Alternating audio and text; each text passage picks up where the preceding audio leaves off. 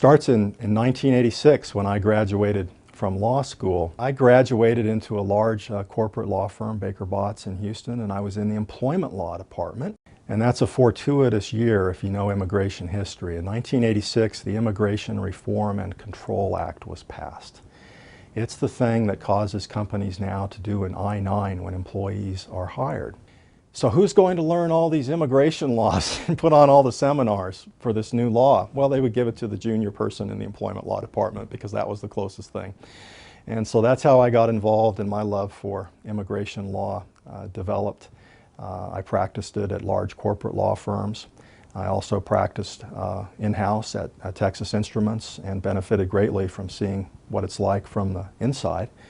And I've been back in private law firms now for many years and been at Fragomen since 2008. I think this is an area of law where people get into it, they find it challenging, they love working with the types of clients they have, and it's a congenial day-to-day practice.